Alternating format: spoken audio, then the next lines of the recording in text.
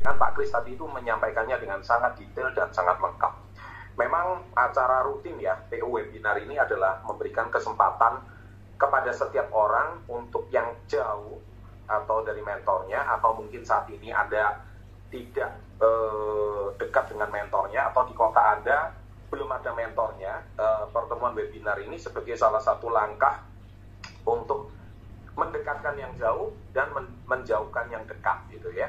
Maksudnya mendekatkan yang jauh itu namanya kita mungkin saat ini webinar ditonton hampir puluhan kota dan lebih dari 5 negara yang menonton webinar ini secara rutin. Tetapi meskipun kita berjauhan, tapi kita bisa mendapatkan esensi daripada pertemuan ini itu secara maksimal.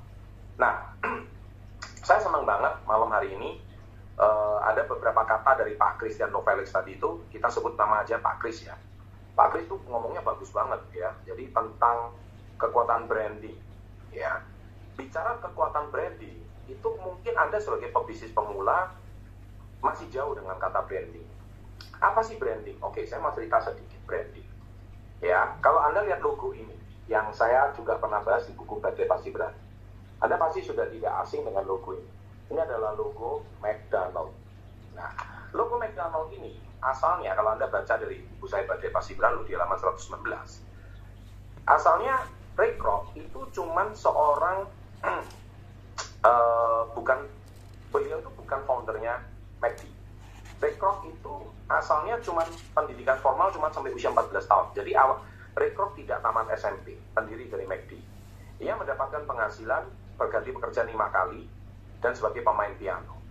Setiap pagi bekerja 7 sampai 3 sore. Selepas jam 3, ia melakukan pekerjaannya sebagai pemain piano sampai jam 2 dini hari. Anda lihat pekerja keras banget si Ray Kroc.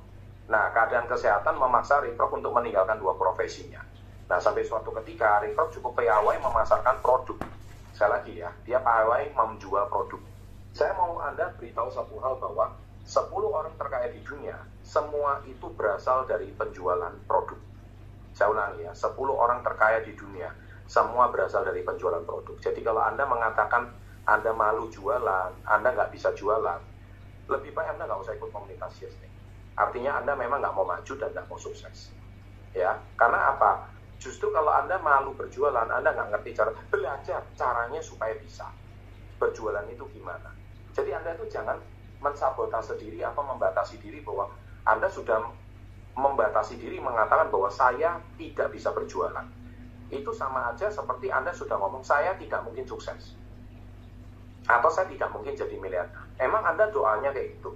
Kalau Anda doanya kayak gitu, Anda harusnya nggak tergabung di komunitas Yes. Komunitas Yes ini mengajarkan untuk orang yang tidak bisa, bagaimana supaya jadi bisa. Orang yang nggak ngerti, bagaimana caranya supaya jadi ngerti. Orang yang nggak paham, bagaimana caranya supaya bisa paham. Orang yang nggak ngerti jualan, bagaimana caranya supaya bisa berjualan. Ray Kroc aja, dia juga nggak ngerti jualan, dia cuma guru piano awalnya. Ya, dan karyawan. Tapi akhirnya ia kembali ke Chicago, menjadi salesman gelas kertas. Di usia 25 tahun, ia dikenal sebagai salesman senior yang sangat piawai memasarkan produk perusahaan. Usia 25, sampai-sampai ia mendapatkan bonus mobil.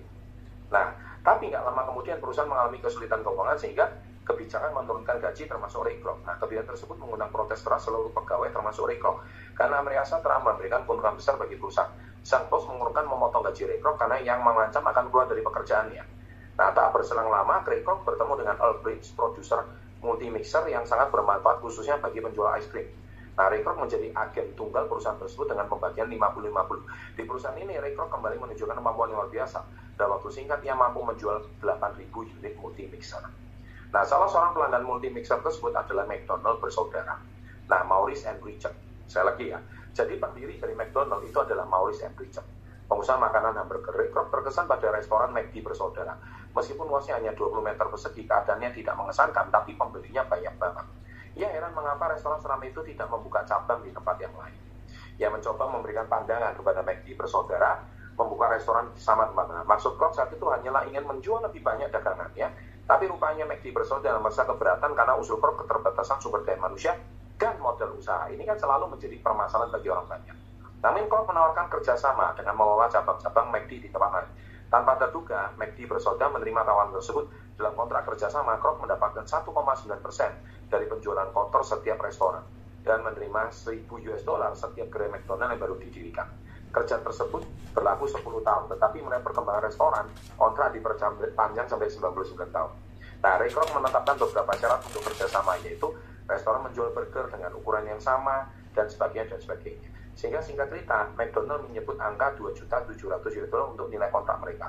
Meskipun nilainya sangat besar dan tidak mempunyai uang sebanyak itu, tapi Ray Kroc berani membeli kontrak tersebut walaupun harus berutang. Melihat kemajuan restoran McD, Ray Kroc memperkirakan utangnya akan lunas pada tahun 91. Tetapi Ray Kroc sudah bisa melunasi utangnya 20 tahun lebih awal. Tahun 72 utangnya sudah lunas. Kemajuan restoran McD sangat luar biasa, dan ada waktu 5 tahun jumlahnya telah mencapai 4.177 restoran, yang sebagian besar di Amerika dengan total omset $3 miliar. Nah, sekarang Anda bisa bayangkan berapa valuasi perusahaan McDonald's sekarang. Nah, itu kita bicara lagi soal brand. Di buku Badai Pasti Berlalu. Tapi apa yang disampaikan oleh Pak Kris itu sangat tepat banget. Kalau Anda masih mengeluh hari ini, Anda berbisnis itu susah, jualan susah, atau mau zaman sekarang lagi rame mau jadi afiliator, ya kan? Atau gabung sama binary option, ya tambah jombrot Anda, ya kan? Itu kan hukum tebak-tebakan, atas atau bawah, ya uang kamu tambah habis. Makanya anak-anak muda sekarang mau cepat kaya jadi binary option afiliator, tambah mati kamu, tambah hancur kamu. Mending di KK Indonesia, barangnya sudah jelas, produknya bisa Anda pasarkan, keuntungannya sangat jelas. Dan kalau Anda memasarkan produk KK, harusnya publik itu sudah banyak yang tahu, karena brandnya itu sudah cukup kuat, gitu. Apalagi brand komunitas Yes dengan Success Before 30, apalagi dari fans saya, itu sudah sangat mudah sekali kalau dari fans saya. Kenapa? Anda bisa menjangkau orang itu sangat mudah, ya. Tapi sekali lagi, namanya juga pemula. Di dunia ini tidak ada yang mudah untuk mencapai keberhasilan. Kalau ada yang menawarkan Anda cepat kaya, cepat sukses, cepat kaya raya, Anda harusnya lebih hati-hati. Karena di dunia ini ada satu prinsip, too good to be true. There is no good too good to be true. Ya, ulangi ya, too good to be true. Too good to be true itu apa? Jangan terlihat segala sesuatu itu kelihatannya gampang, itu justru malah kadang-kadang fatal. Dan itu kadang-kadang malah bahaya. Nah, orang-orang Indonesia ini kan polos banget ya. Cuman diiming-imingi oleh kekayaan yang cepat, instan, kemudian tokoh-tokoh agamanya, tokoh-tokoh yang dia kagumi semuanya pada ikut, dan semuanya ikut-ikutan bisnis yang ujung-ujungnya investasi bodong. Nah, itu rame sekali. Nanti saya akan bahas kontennya banyak di YouTube saya dengan pakar finansial Ryan Gilbert. Nah, itu supaya mengedukasi masyarakat kita. Makanya bisnis yang paling enak banget itu ya KK Indonesia menurut saya. Kenapa? Seperti kayak McD ini, Anda tinggal pasarkan, Anda tinggal jual, Anda tahu teknik membangun sosial media, kemudian ya sudah, Anda langsung menerima orderan, dan orderan itu akan masuk. Kantornya seluruh Indonesia ada, kemudian penjualan online pun juga sudah bisa. Ya, sekarang kuncinya satu, ketika semua udah disiapkan oleh perusahaan, tadi sudah disampaikan 4M, membaca buku, mendengar CD, menghadiri pertemuan, dan mentoring. Ditambah lagi ada 4 pilar, perusahaan, P yang kedua, produk yang unik dan berkualitas, P yang ketiga, plan atau business plan, P yang 4, pendidikan, yaitu sekolah bisnis KIS. 4P-nya sudah disiapkan, 4M-nya sudah disiapkan. Permasalahannya satu, ibaratnya Anda itu orang biasa, orang awam, tapi Anda itu dipersenjatai lengkap, granat ada, M14, M16 ada, pistol ada, senjata ada, basoka ada. Jadi perlengkapan perang itu komplit. Ya kan? Bayangkan, Indonesia saja hanya bermodalkan bambu runcing bisa mengusir penjajah Belanda. Modalnya itu cuma bambu runcing. Itu pun Belanda bisa kalah. Modalnya cuma bambu runcing. Nah, Anda sekarang dipersenjatai lengkap. Jadi masalahnya ketika Anda itu dipersenjatai lengkap dan Anda tuh masih nggak bisa menaklukkan konsumen, berarti permasalahan utamanya itu bukan di produk kami, permasalahan utamanya bukan di perusahaan kami, permasalahan utamanya bukan di pendidikan kami, permasalahan utamanya bukan di mentor kami, permasalahannya di kamu. Andanya yang nggak mau berbenah, Andanya nggak mau berubah. Nah, tadi Pak Kris ngomong, bangun pagi sudah loyo, minta dimotivasi. Kalau sudah lo motivasi, mau cari kerjaan lain, pindah pekerjaan bukan solusi. Karena solusi paling utama adalah bagaimana cara Anda meningkatkan kualitas pelayanan pada konsumen. Konsumen itu bagaimana dirawat dengan baik, di follow up dengan baik. Ayo kalau sudah beli produk dari kamu, di follow up ditanyai bagaimana kualitas produknya, bagus nggak, oke nggak. Ketika sudah oke, jangan lupa konsumen juga diservis. Apa yang harus diservis?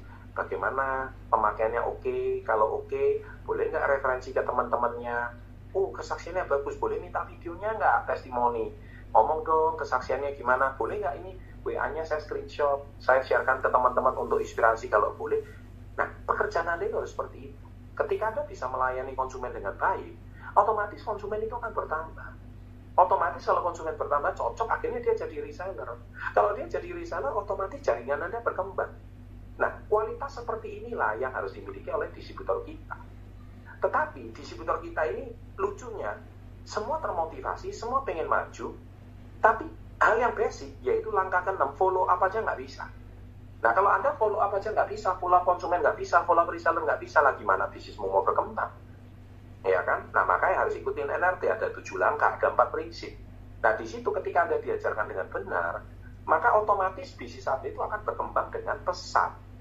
Kalau bisnis Anda itu masih stagnan, naik turun, permasalahan bukan di produk kita. Konsumen itu belinya sama reseller lain, bukan belinya sama kamu. Kenapa kok belinya sama orang lain? Ya jangan-jangan orang lain servisnya lebih bagus.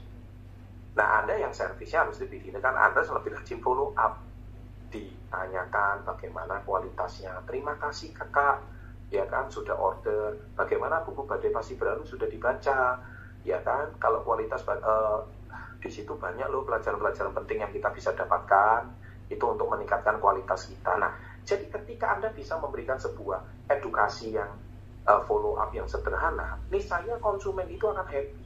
Kalau konsumen itu happy, reseller itu happy, maka Anda adalah calon pemimpin yang baik. Karena di bisnis kita, kalau Anda mau menjadi besar, Anda yang mau dikatakan passive income tadi 100 juta per bulan, itu Anda adalah pasti seorang pemimpin yang luar biasa. Nah, pemimpin yang luar biasa itu mampu melakukan presentasi yang baik, mampu melakukan follow up yang baik, mampu memanage timnya dengan baik. Nah, kalau Anda sendiri ngurus tim aja nggak bisa, ngurus konsumen aja nggak bisa, tapi pengennya cuan terus, pengennya dapat untung terus, pengennya cepat kaya terus, yaitu otakmu sudah rusak. Kalau otakmu itu sudah rusak, sebaiknya Anda jangan di komunitas, ya komunitas manapun, ya tambah amburadul hidupmu, gitu loh. Ya, nah ini yang saya mau tekankan. Makanya harusnya kita itu bukan mencari keuntungan yang cepat atau keuntungan yang sesaat, tapi kita itu harusnya memperbaiki kualitas diri kita. Kalau kita memperbaiki kualitas diri kita, niscaya bisnis kita akan berkembang. Karena bisnis itu akan mengikuti orang yang punya kualitas diri. Bisnis itu besar atau tidaknya akan mengikuti orang yang punya kapasitas. Kalau kapasitasnya di sini, ilmunya di sini, uang akan mengikuti. Saya sering bilang kan. Jadi uang itu nggak akan mengikuti orang yang kapasitasnya di sini. Nggak lama lagi uangnya akan habis. Nah, meningkatkan value itu gimana? Tingkatkan kualitas follow up. Tingkatkan kualitas servis konsumen. Yang sabar menghadapi konsumen. Ya kan? Yang sabar menghadapi orang kalau belum repeat order.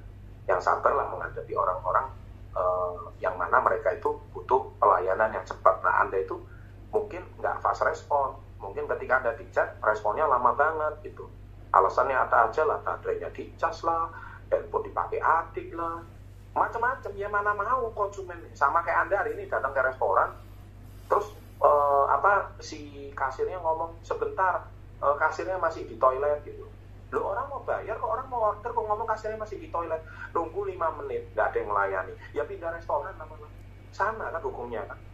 Terus saya udah masuk restoran, saya mau beli ini, saya mau beli ayam penyet, saya mau beli ini, bla bla bla bla. Ini kosong pak, itu kosong pak, lah semuanya kosong. Lah kamu itu niat jualan atau enggak restorannya? Kemudian nggak ada yang melayani, ya kan? Pelayannya nggak ada. Nah, Anda itu nggak bisa seperti itu. Harusnya kan kalau ada pelanggan masuk ke resto, harusnya itu dilayani, selamat pagi pak, apa yang bisa kita bantu, cepat, responnya itu cepat. Nah, ketika itu maka restoran tersebut juga akan melayani konsumen dengan baik. Begitu juga orang kalau nyasar ke chat kalian, kepengen tahu produk, kepengen tahu komunitas, ya pelayanan itu yang baik, dilayani dengan cepat, fast respon. Sebisa mungkin orang kalau di fast respon, maka pelayanannya itu akan sangat luar biasa. Ya, saya aja hari ini ya, kalau ada orang-orang penting atau siapapun yang ngechat saya pribadi, WA saya pribadi, saya berusaha secepat mungkin untuk membalasnya. Asal itu jamnya pagi dan jamnya jangan lewat dari jam 12 malam. Kalau itu pagi, jam 8, saya balasnya akan sangat cepat sekali. Saya nggak mungkin balasnya itu lambat. Itu saya. Karena saya tahu, fast respon itu kunci utama kalau kita memang hari ini pengen sukses dan pengen berhasil. Makanya berlayani dengan baik, pembelian produk dengan bagus, packaging dengan benar, kirim tepat waktu, orang akan puas dengan pelayanan kalian. Nah, malam hari ini saya mau cerita kisahnya McDonald ini sebagai salah satu bentuk contoh bagaimana kualitas follow up, kualitas service itu akan sangat menentukan bagaimana Anda itu bisa menjadi besar atau tidak. Ya, demikian tips saya malam hari ini. Kita akan berjumpa di webinar berikutnya. Sukses selalu, selamat malam, dan salam hebat luar biasa.